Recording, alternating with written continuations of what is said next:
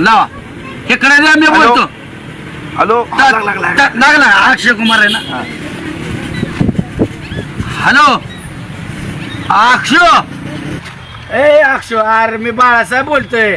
बरं आहे का बाबा तो मरणाचा मारला त्याच्या तुला खालाच केला त्या याच्यात काय पिक्चरचं ते त्या टांगला वर तुला उलटा त्या ह्यानी आहो जाऊ बोला की मित्र आहे माझा तो अक्षु. लय लगा तुझं वाईट वाटलं बरं का मला अक्षरशः मला अजून रडा येतंय.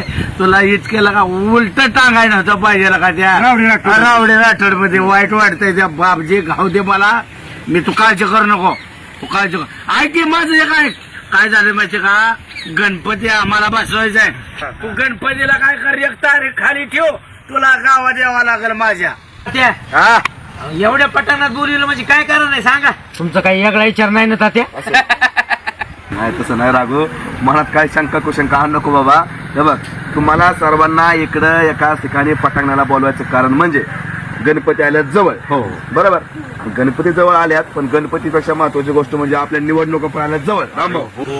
जवळ म्हणजे 6 महिने आले आता कधी सुद्धा आचारसंहिता लागेल.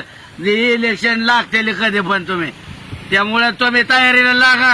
आणि यावेळेस जर आपल्याला निवडणुका जिंकायच्या असतील तर मात्र गणपती रामभाऊ दणक्यात झालं पाहिजे. कारण कसं गणपती दणक्यात झालं की तरुण मंडळ तरुण पिढी अशी आकर्षित होते आणि मग तरुण पिढी आकर्षित झाली की मग काय मताला काही कमी नसतं. आणि त्या गणपतीचं नियोजन आपण कसं करायचं यासाठी मी तुम्हाला इथं बोलावलेलं आहे. असं बरोबर. आता तुम्ही जसं म्हटला की इलेक्शन जवळ आल्या त्यामुळे वर्गणी लोक भरपूर देणार आणि ज्याला इलेक्शन लढवायचे त्याला राजकीय खाजा असतेच की. सुदाम नेवसे आपला सरपंच सुद्धा गप बसणार नाही. तो पण आपल्या उरावरती गणपती चांगला करायचा प्रयत्न करणार आहे. तयारी कधी आराम करायचो सरपंच मुद्दाम वाढवणार तो काहीतरी अर्धा एकर गांधीवीर आपला माझ मोडायसाठी तो गणपती बसवणार. अर्धा एकर का आपलं रामभाऊजी टाकू कार्यक्रम करून घ्यायचा त्यांचं लय चाललंय ना. ते बघू आपण गरज पडली तर काय सुटी द्यायची तात्या. मंडळाने गणपती बसू दे 2-4 मंडळ जरी असेल तरी आपला तो मात्र दणक्यात झाला पाहिजे. आपल्या मंडळी जोरातच पाहिजे. काय करा तुमचं मंडळ सांगा तुमचं म्हणणं काय.